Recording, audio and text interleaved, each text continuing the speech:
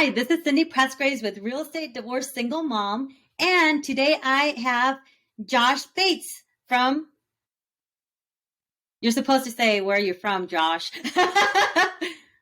City? Are we talking brokerages, or I think we're not talking brokerages?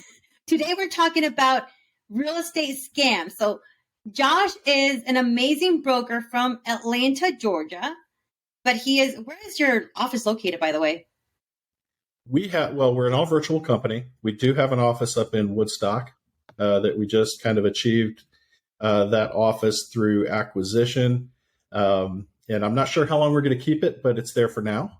Brick and mortar. We'll see. We'll see if it's going to stay. All right. So he is a broker that I've actually connected through Facebook for a long time. And we were talking about real estate scams and dual agency. So there's this group, and even though you're not a realtor, I would encourage you to highly hear this conversation just because it's not going to be boring. It's going to be fun, but it's really, really good, resourceful of information. There's a group on Facebook called Georgia Real Estate Agents Helping Georgia Real Estate Agents. Something like that. I might have it wrong, but it's on Facebook. And we both belong to it. But then there was this actual thing that came online. It was actually in the news about dual agency. And some people are calling it scams and other people are not calling it scams. So we're going to start talking a little bit about that. And then we're going to actually talk about real estate scams, what's actually happening in the market right now. That is awesome. Yeah, the link that you sent me, Cindy actually sent me this link. It was out of Florida, where dual agency is actually, I believe it's illegal to do in Florida. I'm not positive, but here in Georgia, it is actually legal. There are some pretty strict guidelines that you have to follow to do it. But the gist of the story is somebody put an offer in on a very high dollar home, and their offer was rejected. And come to find out, it was one of the best offers that agent had received. Well, upon investigation, it turns out that the agent chose an offer and presented an offer to the seller where they were representing both sides of the deal. And because the buyer didn't have representation. And so obviously that got the investigative teams in the media started to looking into it. And I think it's still under investigation, so there hasn't been a resolution yet, but it kind of got the topic of conversation going. And so Cindy and I have discussed the legalities of it. We have discussed the ethics of it. And yeah, we've had some good conversations about that so far. So here in Georgia, as a dual agent, not all brokerages do dual agency just because sometimes it's a pain in the butt, but same time is protecting the client. As a dual agent or dual transaction, we have to be completely transparent with both parties, saying, "Look, I'm the listing agent.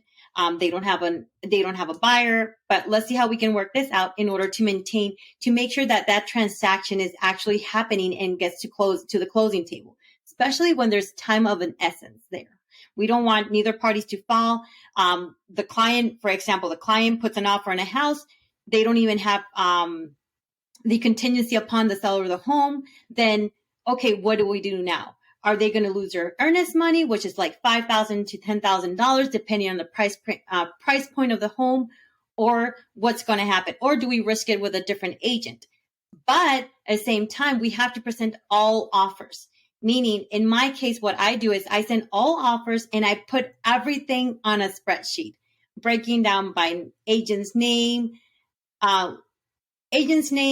brokerage, price point, contingency, financial contingency, and I can go so forth through every single offer. It's a pain in the butt to deal with, but in my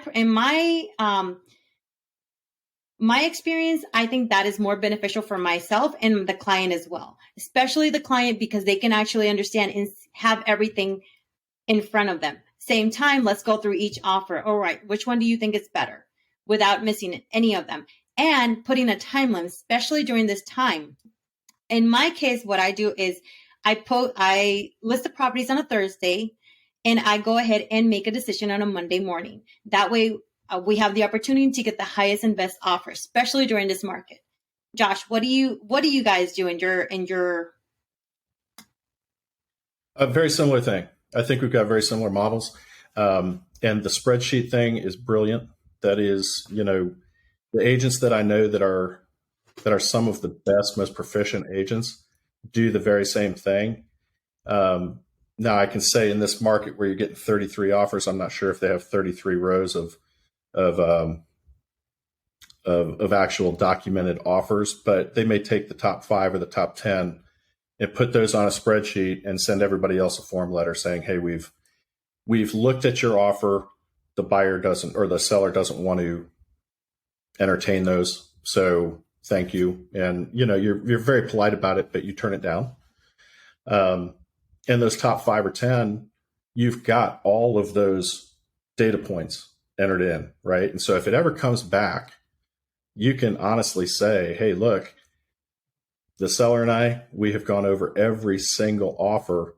They've basically seen everything that's out there, and they decided that this was the best one." It may not be the top offer either. I mean, there's a number of variables that go into making a decision like that. So, there's no telling why they're going to decide the way that they decide, but that's not your job to figure out. Your job is just to present the offers, right? And make sure everything is legal. And so, the way we do things with my company is, dual agency. I'm not shouting it from the rooftops that everybody should do dual agency because it's risky, but I try as often as I can to make sure that there's 2 different agents representing 2 different sides of the transaction, even though it is under the same brokerage. And as long as everything is disclosed and, you've written it out, everybody's signed saying that they are aware of what's happening, then it's perfectly legal to move forward with that. I have seen agents represent one side as a client and the other side as a customer. Technically legal? Yes. Do I advise doing that? It's probably not the best practice in the world, but it's not illegal. And so, we try to give agents the latitude. And, one of the differences as well, not all brokerages are the same, but 100% of our agents are realtors. And so we've got that code of ethics. We've got the designation. And, we use that to our advantage. And that's how we guide our business. That's our entire business practice goes through the code of ethics. So, what would you do? How would you do this? It's like, look, if you feel like somebody's getting the short end of the stick, don't do it. Like, it's better to back out than push forward in a bad situation. So. No, and I totally agree with that. I mean, it's dual agency. It could be. It's not an easy process. It is frustrating because it's not, you're representing both sides, but at the same time, your goal is to make sure that the transaction doesn't go through the cracks, but it goes to closing. But at the same time, Right. it has to be benefiting the client. You're Well, and it's and right. It's what you're promising. It's the service you're promising the client, right? And so when you take somebody on as a client, what you're promising is confidentiality. And so how are you confidential to both sides? And so, can it be done? Yes. Is it a tightrope? Yes. Should you do it? Man, only if you have a bunch of experience and you've got a supportive broker. And if somebody needs to step in and take over and do a designated dual agency type situation where there's a designated separate agent, that's probably the time to pull that card. But it's about the services that you provide to the client. And if both sides of the deal think that you're being confidential, then, as long as you've got that trust, I guess it's okay to proceed. But the second one feels like they don't have it, you're going to be in a pickle. that is true, but it's basically being transparent from the beginning. It's funny because one of my first transactions as a real estate agent was dual agency. And I was like, okay, so because there was a language barrier first, and he did not want to put it in the market. And it was like, okay, so what do I do here? And it was really, really interesting because it was my first experience. I didn't know what to do exactly, but I knew that I had to be transparent. And when I represent dual agency, I'm like, look, I if I'm going to be representing both of you guys, and I've had clients that like, look, I'd rather have you do both sides because I am confident 100% that you're going to make this happen. We are not going to have to worry or anything. And it does put a stressor on me big time because I'm like, okay, this is going to go right. This is because you never know what's going to happen, especially at the closing table or so forth. Um, with my first transaction in dual agency, I had the client was like, should I buy this house or not? And I kid you not, his wife was about to smack the crap out of her husband at the closing table. And I was like, oh my gosh. Oh my gosh. But it didn't happen. But I mean, I don't know. But I mean, it was a good experience. It was an estate sale. It was mixed with an estate sale slash dual agency and as is property. Yeah, that's a lot of stuff. That's a lot of things going on right there, isn't it? So, and hopefully, if you're dealing with a trust of some kind or something like that, or an estate, that may actually work out better in a dual agency capacity. Um, because the entity that you're representing from the estate side, more than likely, they don't have a lot of knowledge about the property anyway. They're selling it. They don't know anything about it, and so the emotion probably isn't there as strongly as it would be with, empty nesters who, their oldest child or youngest child just moved out of the house. And now all of a sudden they need to downsize, and every single memory they've had for 35 years is hanging on the wall. And it's super, super emotional. They're leaving their home, their actual home. And so that would be a hard one. This one is now I'm actually okay. So it seems like I'm surrounded by dual agencies, and I don't do it on purpose. But right now I'm closing on a dual agency next week. I closed one last week too.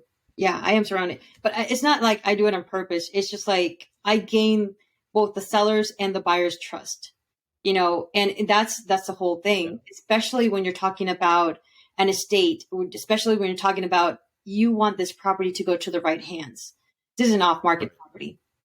And it's really interesting because you actually have to dig deeper, especially when you're dealing with an estate and it has so much meaning to them. It's just like, I don't want to put it on the market. I don't want anybody else to look at it or anything. But it's the trust, because you have to also look at it when you're actually representing a client. You're building a lifetime relationship with them. It's not a one-time transaction. You get to know their family. You get to know,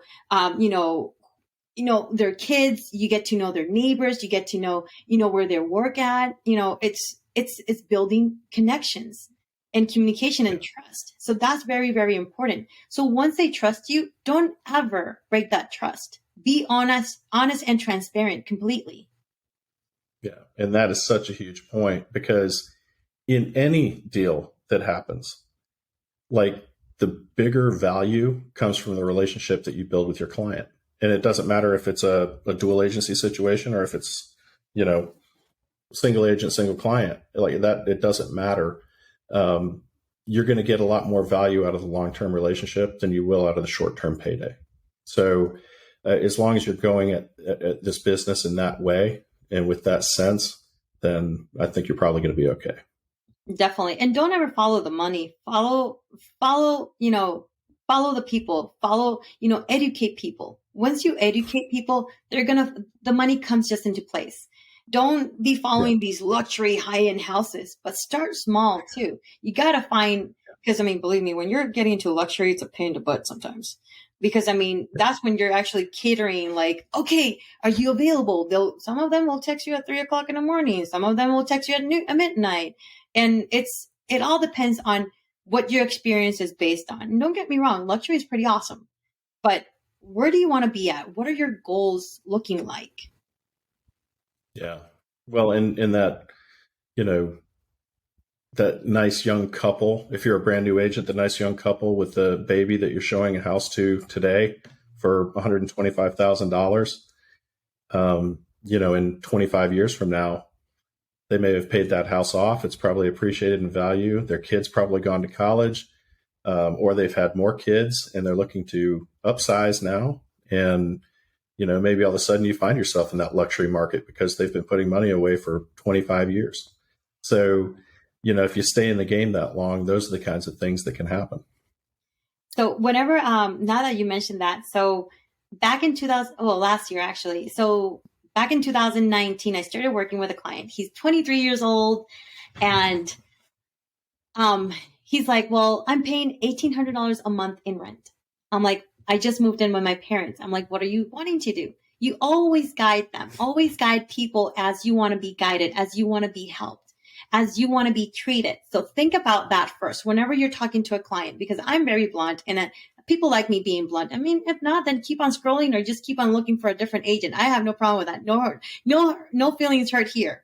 And I'll tell him from very get go. I'm like, look, you want to work with me? I'm going to be honest and front and blunt. So, but There's an art to being blunt.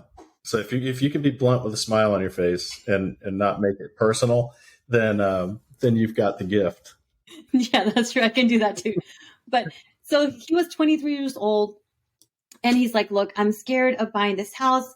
My girlfriend doesn't want this house. She doesn't like it. Her mom doesn't like it. I'm like, look, I'm going to be honest with you. Are you thinking of marrying her? No. Are you thinking of proposing anytime soon? No. She's just part-time. And you have to ask these questions. It's not that you're being nosy, but you want to have everything on the table. He's like, well, I'm like, you got it. Did you talk to your parents? No. You need to sit down and talk to your parents and make sure this is what you really want. Because right now that house is $247,000, but you're going to have, within 2 or 3 years, you're going to have equity in that, and you're going to have like money in a piggy bank. All right. So we closed January 2020, and it's funny because his girlfriend tried to cancel the transaction. I'm like, look, I'm representing him and not you, so you got to stop. And that was like, yeah, it was really interesting. So make sure that you know who you're representing before you do anything, you speak about anything on this case too. Remember that, keep that in mind. So yes. January 2020. So after that, he's like, you don't have to deal with her again. She's not going to text you or call you. I'm like, okay, not a problem. We closed 2020. He contacts me a few months ago, and he's like, hey, I want to buy a house. I want to sell this house, and I want to buy this house. Do you think I have enough equity to sell this house? I'm like, you know what? Your value on your property has gone over $100,000 more. So imagine if he would have not listened to me. And I don't like to direct people or pressure them, because that's for me. I'm like, look, if you're not in a hurry, I'm not going to pressure you and all that. I'll just keep in contact with you, in touch. And we'll go from there. When you're ready, you're ready. I'm not. So that's one of the wonderful things. I mean, he started from a $250,000 home, and now he's looking to buy into a $450,000 home. So yeah, never like, I would say with anything and everything, don't ever judge or just oh, you know what? I'm not going to deal with them because they're just $100,000 or $200,000 home. But keep in mind, houses build equity. Life changes. Divorces happen. Death happens. There's a lot of things in life that changes. Lots of changes. Babies come along. I mean, gosh, everything happens. So you get different aspirations. Maybe you decide you want to start a small farm, a community farm or something, and you can't do it on a postage stamp lot inside of HOA. So maybe that's why you want to move. So the numbers of reasons why, people want to change venues it's unlimited. There's so many different, everybody's got a different reason for buying or selling. And I totally agree. So it's, for me, that's really interesting. And it's just keeping that relationship and building that relationship with them. Yeah. Yeah. That's a great story. And it's a perfect example of how, you can take somebody who's young, very inexperienced, guide them through the process, and you're that default professional now for him. And, he's going to keep coming back to you every single time now, because you're the person that made it possible for him to go and get into this $450,000 house. And, if you hadn't given the advice and the guidance, back in the day, he'd still be in a basement somewhere living with his parents. And that's So, now that you mentioned basement. So I have a neighbor, not going to mention who. If he hears that, he's going to know who it is. But it's funny because he's like, I'm done with the HOA. I'm like, okay, not a problem. I want to sell my house. I'm like, okay. So how's your dating life going so far? How long, when was the last time you went on a date? It's been a year. So where are you going to move to? Are you going to move in with your parents? That might be an option.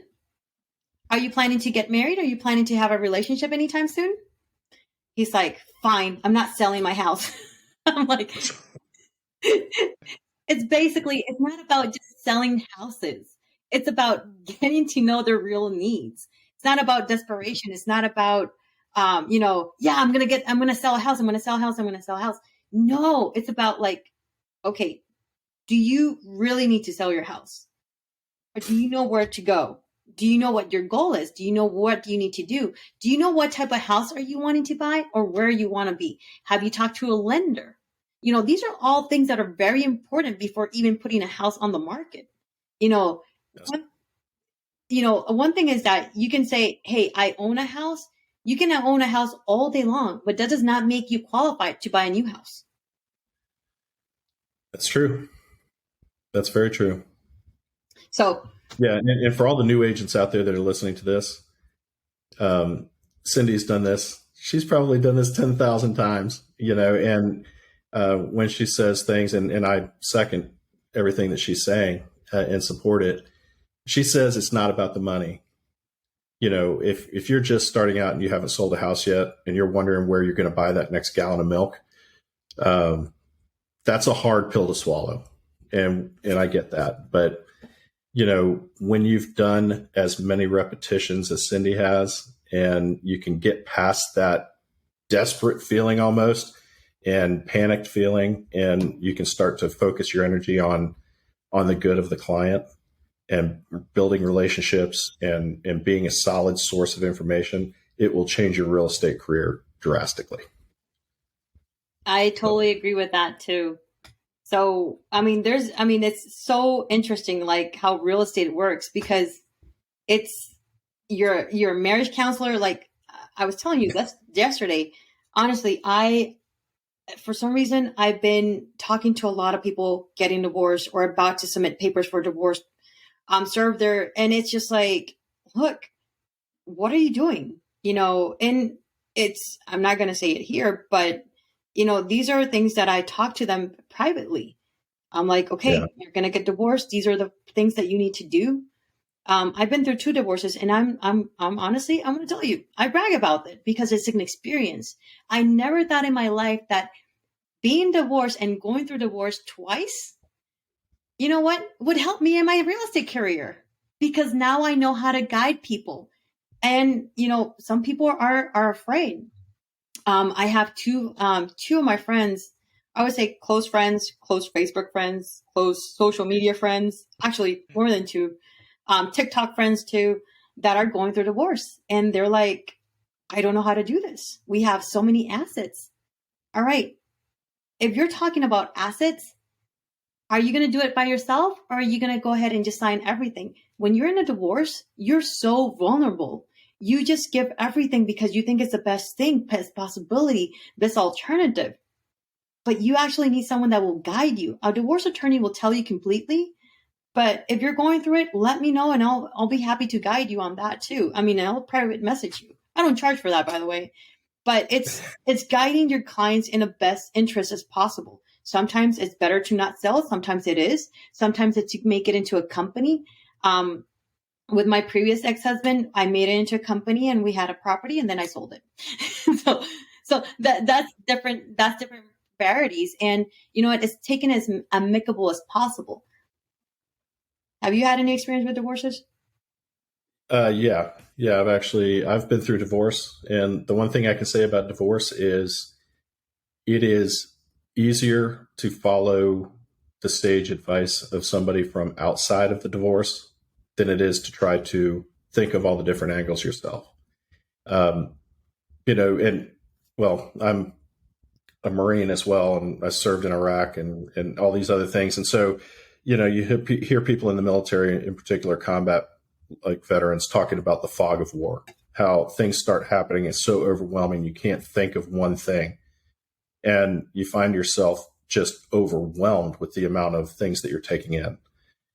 And the same thing happens in divorce and any other emotionally like trying time in your life where the things that are coming at you, you never imagined in a million years, that you almost can't believe you're in that situation. It seems surreal. And you can't figure out which way is up, which way is left, which way is right. Never mind, you know, cleansing a house so that you can put it on a market. Like that is the last thing that you want to think about doing. It is the one shred of like a foundation of consistency that maybe you've had over the last several years. And now you're thinking about getting rid of that and you just don't even know where to start. Like it's coming at you from every different angle. And you lay down at night, your head swirls until you pass out and fall asleep. And then you wake up the next day and you're in the fog again. And so at some point, somebody that you trust has to come in that's got an objective viewpoint that's detached from the entire situation. They have to look at this all and go, okay, here's your next best course of action. This is what you should do. And trust them enough to take the advice and go with it.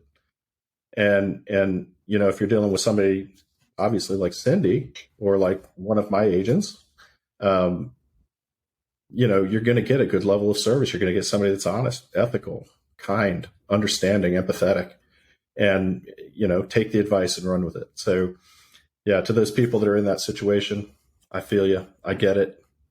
It's a terrible place to be in, but you know, there's definitely a light at the end of the tunnel. So keep pressing forward.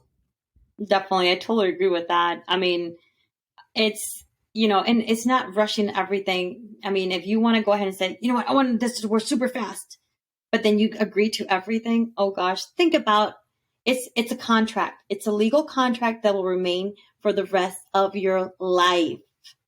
And meaning Right. is that every time you go through that loan process, you have to bring up the divorce decree.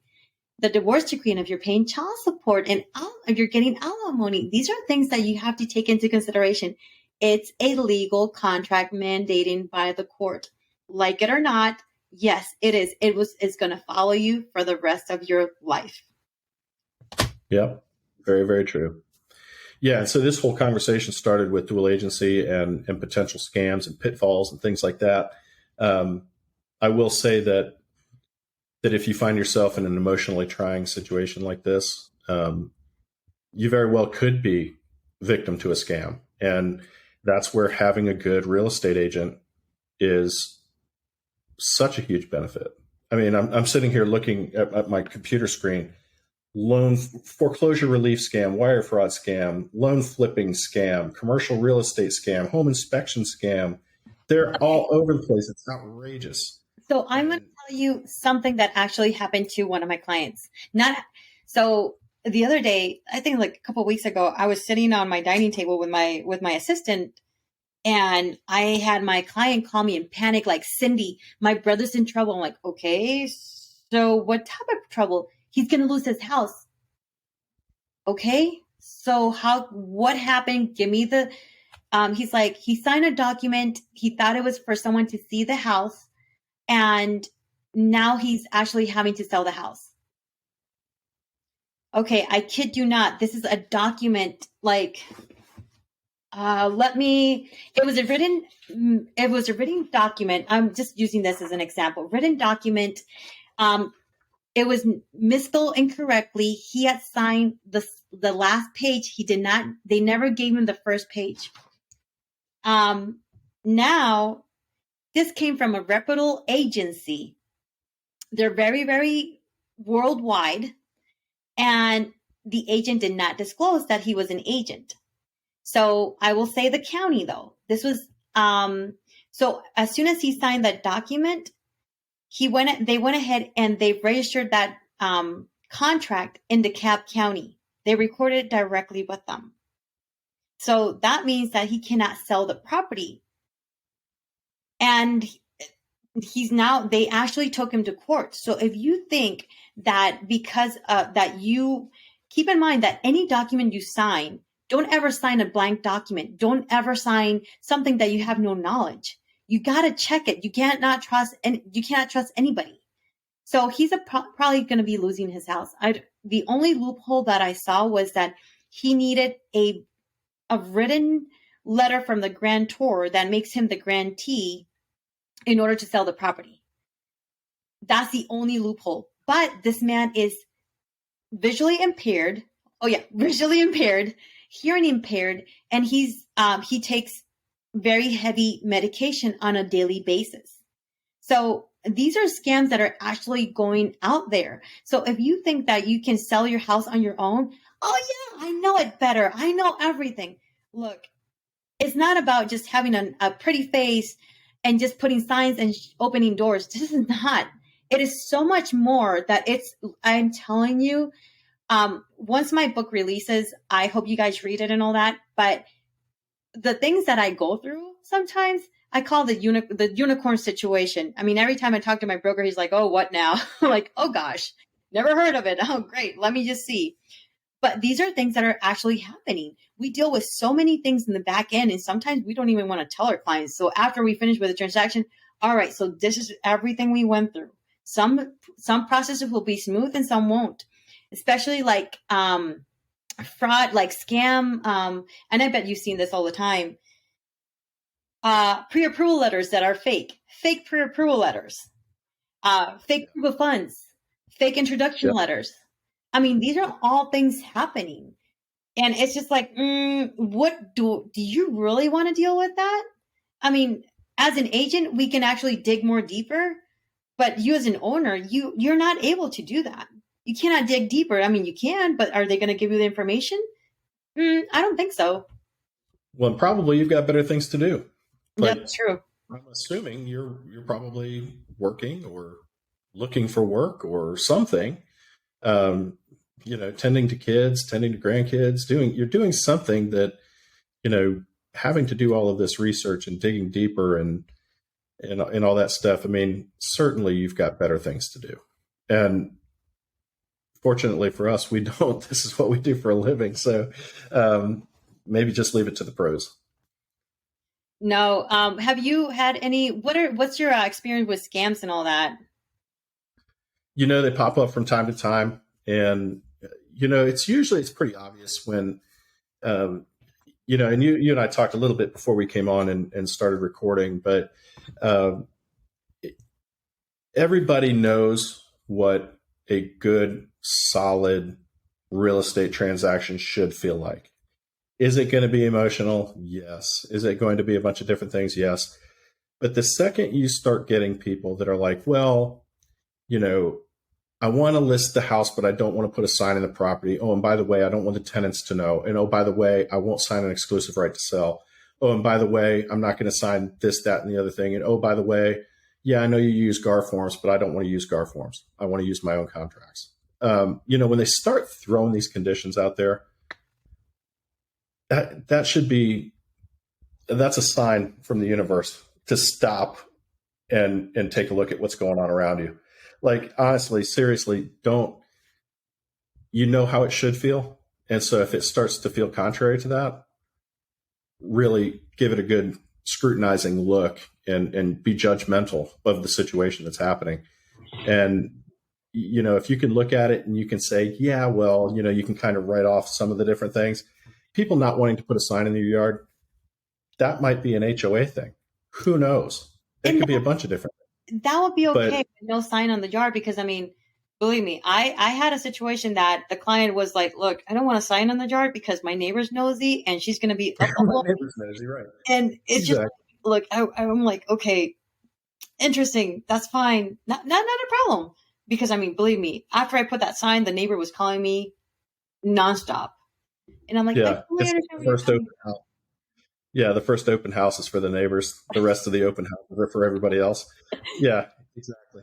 So, yeah, but if you start to feel like people are starting to make excuses and they're starting to hand you documents that you don't recognize and you need to pass by an attorney or something like that, and the attorney sees it and they're like, ooh, no. Let's not do any of these things. You should definitely take a look at the origin of the paperwork and where it came from and who's giving it to you, and really determine, do I want to have a relationship with this person right now? Do I want to go through this transaction process with them? And if you say no, trust your gut and walk away. And it's okay So to walk away. It is it's okay perfectly to great to walk away, actually. because you know what? Sometimes keep in mind, this is your livelihood as a realtor. This is your livelihood. This is what you work for. And I do this full time. I'd rather lose a transaction and say, you know what? That's okay. It's the universe will bring me much more. That's fine. And it's okay with that. But in this case, there are some clients that I'm like, you know what? I'm not working with you. I'm not wasting. And I will tell them this, but you got to dig deeper before you even meet with a client. I ask a lot of questions. I'm like, are you working with an agent? What's your situation? I'll be like upfront. What is going on? Are you getting divorced or not? And it's okay to ask these questions. You're not being too nosy because you need to get up their business because Yeah. it is important. You're actually keep in mind that when you're actually selling a house, you're basically coming into the safe haven. What's really going on there? You know, and like I said, when I don't know if I said this in a few podcasts or was in one of my videos, but once you get into someone's house, you can actually read the person. You can see if they're going through medical issues or financial issues. You know, if they're careless or not. What's really going on in their life? Yeah. Well, yeah, it's like following somebody in a car and their license tag frame says cheer mom, and they've got all the different stick figures of kids on the back of their car, and they've got, you know, Raider High School or whatever, call it whatever you want, high school. It's like, okay, I know exactly where this person's going to be during football season every single Friday of this period of time. Like you can read everything about them. You get everything from their car. You can read it like a book. And it's the same thing with houses. So I had an agent call me yesterday that she said a bunch of the things that I said before, the examples that I gave. You know, he doesn't want to sign this. He won't do that. Doesn't want to talk to the tenants about the fact that he's going to sell the house, which I guess ultimately he doesn't have to. Um, but a bunch of different flags went up with her. And I just asked, I said, look, you know the answer to this already. It's like you wouldn't be calling me if you thought I was just going to say, yeah, move forward. So you're calling me because you want me to tell you it's okay to walk away, and it's okay to walk away. Just walk away. Don't do it. And she was like, you know what? You're right. That is, I was just looking for you to say it. And it's like, okay, we're there. I said it. And so she goes, you know what? Next time I have this feeling, I probably don't even need to call. I was like, well, if you do, you're welcome to. So, and so, I mean, that's one of the, it's funny because agent psychology is one of the things that as a broker, that's one of the things that you have to deal with all the time is, you know, the mental state of your agents and what they're going through in their decision making process, because they get in that fog as well. One of the biggest benefits you can provide as a broker to your agents is being objective and taking a step back from the situation and looking at it and going, no, this is the situation. This is the best decision, the best course of action, based on your client's needs and what they want. And that's the service that you can provide as a broker, in addition to the expertise, obviously. But Especially like if you're a new agent and all that, I really want to bring this up. Um, I've been through different agencies, and yes, I'm not with Phantom. I'm with EXP.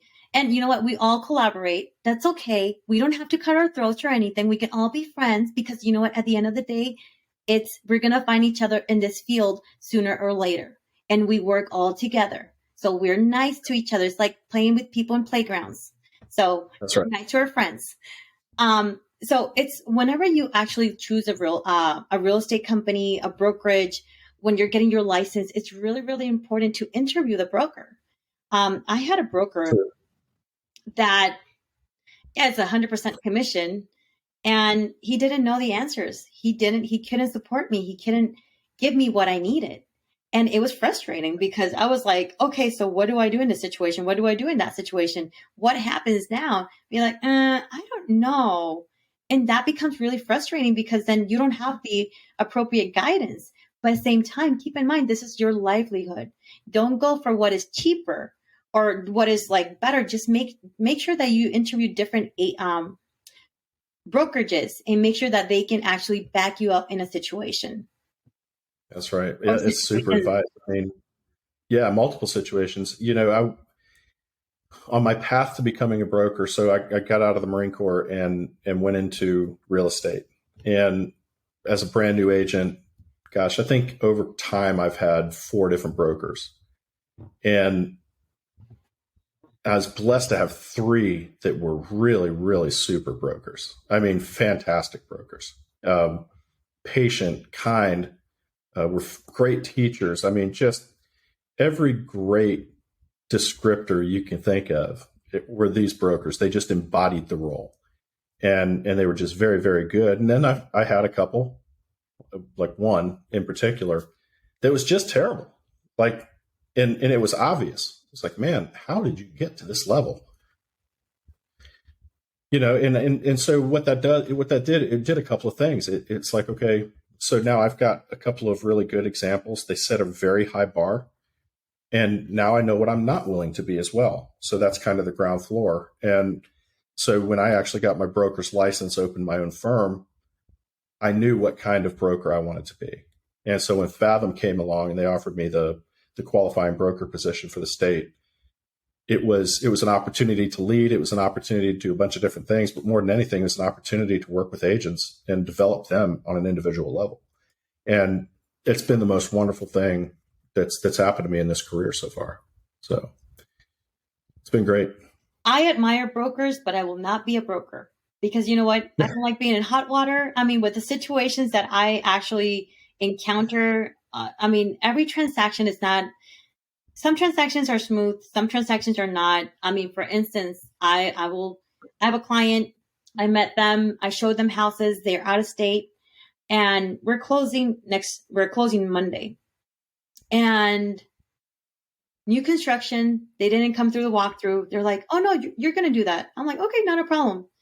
But then the pressure is on me that if that walkthrough does not go flawless, I mean, what Yeah. if something happens?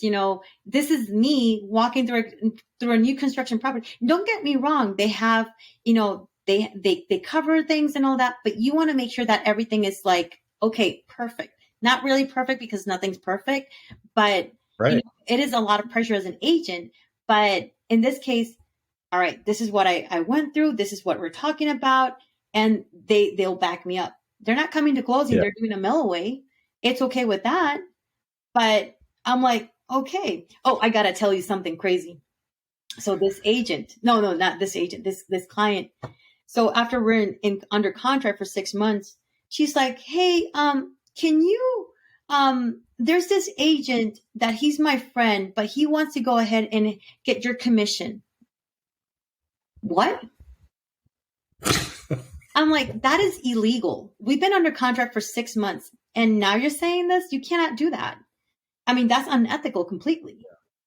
So Yeah. things like that happen. I mean, that's one of the smallest things, but it's building communication and connecting with other agents. There's a lot of people that will say out there, not connecting with agents, it's a waste of time. No, it's not. Believe it or not, it is not a waste of time. It's basically you're building a relationship, you're getting to know who you are, who they are. Because you know what? What if they have a listing? I have agents that contact me all the time. Do you have a buyer for this? Do you have a buyer for that? Hey, do you know anybody selling first? How can we make a deal work? And I've worked with other agents in that way. I mean, it's basically helping each other because if you're a solid agent, believe me, anybody's going to understand you and it's going to want to work with you. If you're not a solid agent, forget about that. You're flaky. You don't want that. Yeah. And the community is super small. We were talking a little bit beforehand. There's like 33,000 agents or something like that in this area. At least that's the last time I checked. I don't know if it's that exact number at this point, but that means that 20% or so are doing the actual work. That's 6,000 agents, right? And so that's less than 1% of the total population of Atlanta. And if you think that we're not going to run into each other from time to time with all of the different transactions that happen, you crazy. So everybody's going to run into each other. You have to be a good steward of the industry. And if you're not a good steward of industry, you're going to stick out as being that agent that's hard to work with. And yeah, it's the facts of the matter. And so of the 6,000, there's probably 4,000 that everybody loves, and maybe another couple thousand that people would tend to shy away from. And I would say So like, hey, you know what? I try to connect with agents. I try to connect with people. Sometimes I'm a little bit busy, but you know what? TikTok is a great way to follow other agents. Social media, yeah, I mean, make your videos, be authentic. That's what's going to actually stand you out of this community. Be authentic. It doesn't matter. I mean, if you think you're silly, look at my videos. But it doesn't matter. It's going to be like, how are you going to, I mean, you want people to get to know you as a person. You're also a human being. It's just not business all the time.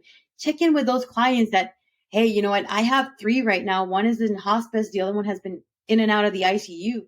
And I'm like, hey, how are you doing? Is everything okay? I just wanted to follow up with you. Is there anything I can do? Is there any food that I can take to you or something? Think about those things. You're also human. You have a heart, right? I think so. So it all depends. But that's what I tell my people. That's what I tell people in my database or clients or people in general. Look, I have a heart. I'm a human being too. It's not about business all the time. It's about how can I really help you? And some people are like, wait, what? Yeah. yeah, I would say the lion's share of the videos that I've seen of you on Facebook they don't revolve around business. It's always something personal, whether it's a Blake Shelton concert or your kids running around at 5 in the morning screaming, or you screaming and dancing around at 5 o'clock in the morning, trying to wake your kids up or something like that. It's always something that's outside of business, and that's refreshing. And oftentimes it's just stories, right? Whatever's at the top of the scroll on the Facebook app. I kind of scroll through there and I'll tap on some of them just to see what's happening. And I think largely that's what I see of you on social media, and so that's my impression of you on social media. Where you also throw in the occasional, here's my sign. It's in the front yard. It's hot pink. It's awesome. You're standing in front of a cool listing, third one this week or something like that, and it's always something awesome. And so it's fun. So it's like you identify yourself as a realtor and as a very ambitious real estate agent, but you're a human real estate agent as well. So that's some robotic person that doesn't have a life. Oh, definitely. And if you're a single parent, you know what? Sometimes it is okay to show properties with your kids. It doesn't mean you're going to lose a client. No. Look, if you look at one of my videos, it's a money mill model. I had my kids and they were driving me nuts that day. I kid you not. I was like, can you guys please calm down? And they're like upstairs in the model home, jumping up and down the couch. And I'm like, you know what? I just hired these kids. You just improvise. I hired these kids and I use them like props. I hired them. Okay, really, they're actually my kids. I just add them to the video, and you know what? It makes them feel like you're in an actual family home. And That's like state. Yeah. I just try to work with what I have. I'm a full time single mom, single parent, but you know what? I try to put my kids, um, involve them in my business as much as I can, but same time I try to be mommy and I try to be a business owner and I try to be a realtor. But it's okay to show houses with your kids. It might not be professional at times, but you pick and choose your clients. Some of them don't care. Some of them will. Some of them, you know what? You got to make it work. And sometimes it might not even be the best fit for you. It's true. Yeah, this is very much an industry of will. And if you've got the will to power through hard situations, and you know you can see all the reasons why to do it and not the reasons why not to do it, you'll be a success eventually. You just have to keep grinding. And gosh, it's the grind is the hard part. And everybody can identify. Gosh, yeah, I'm sure nobody likes to wake up at 4:30 or 5 o'clock in the morning, but consistently, the people that do it, it's a proven thing. It's a proven performers do that. And there's something to the early bird gets the worm. And the ability to drive on, it adds a couple extra hours onto your morning. And that's when everybody's most productive, whether they like it or not. You can call yourself a night owl if you want to, but mornings are where it's at. And that is very true. I totally, completely agree with you because the earlier you wake up, the earlier you can focus on different things, but always set yourself goals. Goals, goals, goals. That's important. Um, I have a goal for next year. I mean, this year was, I'll probably end up this year by with 15 million in sales volume, which is amazing. But I work my butt off. Like when I'm telling you to work my butt off, I work my butt off. If you're asking me about like scripts, I don't use scripts. I'm a very weird agent. All right, let's say unique, not weird. You're But an effective agent. I like to connect with people. And keep in mind when you're making calls, all right, I don't know if you ever heard about Mel Gibson, the 5 4 3 2 1 rule. Use that. Read that book. I like to read a lot too. It's really important. But once you make those calls, it's just like, don't get nervous. They're also human beings on the phone call, on the phone. You don't know what they're going through. Send them a video. Send them video. I mean, I do video text messages, video emails, video messages through Facebook, TikTok. TikTok has been my go-to now, just because that's more where I've actually reach more people. But I mean, YouTube Shorts. I mean, just make yourself well known. As if you're shy, if you're uncomfortable, you need to get uncomfortable in order to get comfortable. That's where you're going to grow. That's where you're going to succeed. Don't follow the crowd. If not, have a unique style. Yeah. Yeah. Very few people have gotten famous or at least successful in their own minds without going through some sort of discomfort first. And, you know, the more you're willing to push yourself out of your comfort zone, the better off you'll be. And, it's, gosh, I think back to my time in the military, and one of the things that I appreciate most is they put you in uncomfortable situations constantly. At least in the Marine Corps, they did. I don't know what everybody else does, but Hey, it Air was Force too, okay? Air Force too. Air More Force. than Yeah, they military. were oftentimes, I'm sure the Air Force is uncomfortable, and so we'll give you that. And so, but the discomfort that the odd situations. I mean, just terrible situations where you feel like you've messed up in front of the entire unit or something like that. And the next thing you know, depending on how you handle it, you may be taking a leadership position for all those guys next. And so, it's an unusual thing, but had you not gone through that uncomfortable time, you never would be qualified to be leading from the front ever. And so it's such an unusual thing. And at the time, it is so darn uncomfortable that you wish you weren't in it. And the second you get through it and it's in the rearview mirror, you're like, man, that was awesome. Totally awesome. Totally worth it. Totally worth it. Yeah, totally worth it. And so for the people who, gosh, where am I going to get leads from? Where am I going to get leads from? Where am I going to get leads from? Well, if you're making phone calls and you're developing your sphere, and because that's what everybody talks about, right? Develop your sphere. If you're out there having coffee and talking to people at the coffee shop, if you're constantly promoting yourself, and not in an annoying way, not like, hey, here's my business card, here's my business card, here's my business card, to everybody, peppering them onto people's windshields and stuff like that. That's not probably the way. That's just going to get your stuff thrown on the ground. Just be real, be human, connect with people. And somebody will eventually ask you, hey, would you like to sell my house? That's how it happens. And, if you have a hard time talking to people, you have a hard time being in groups, whatever, tailor it to you, but get a little uncomfortable. Be okay with being uncomfortable. It'll benefit you in the long run, especially if you're doing it in the name of your own self-development. And I totally agree with that. It's like, so I and you need to visualize where you want to be too. Self-improvement books, reading, and be like, okay, I don't like reading. All right, there's Audible. Also go through scripts. I'm not saying use the scripts all the time, but how are you really talking to people? Are you talking to people like, hey, I don't even know a script. Ring, ring, who are you?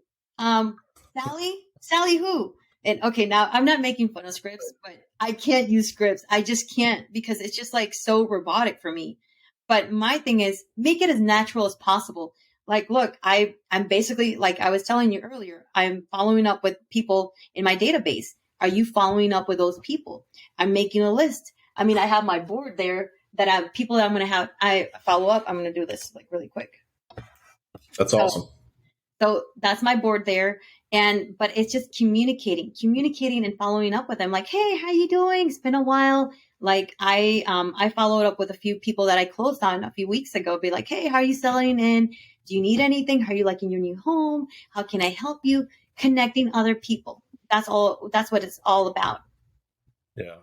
Yeah. I would say don't shy away from the script. Look at the script and figure out line by line what the script is trying to figure out. So, that you can actually put those things into your own words and you don't feel like a cold piece of salami when you're talking to somebody on the phone. Like it's this weird, odd feeling talking from a script, and people totally see it coming. They see it coming from a mile away. So just don't do it. They're just going to hang up on you anyhow, then block your number. So, understanding that you've only got probably one shot, like, what do you want that shot to look like? Do you want it to look like a cold script?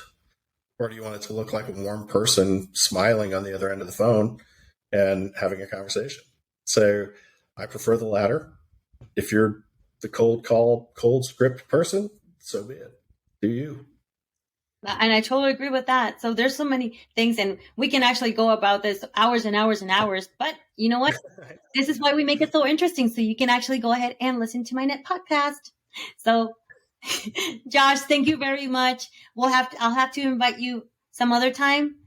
I would love to come back. This has been awesome. So I really appreciate you having me on here. See, and I got you out of your comfort zone. See, ta-da! Hey, this is my first podcast. I've never done a podcast before, so You might start your own podcast too. maybe I will. You just never know. Maybe you'll be a guest on mine. Real estate with Josh here in That's Atlanta. right. She's starting something now. Thank you, Josh. That's right. All right. Take it easy. Good luck, everybody. I will. Bye. Have a nice day. Ciao. Bye.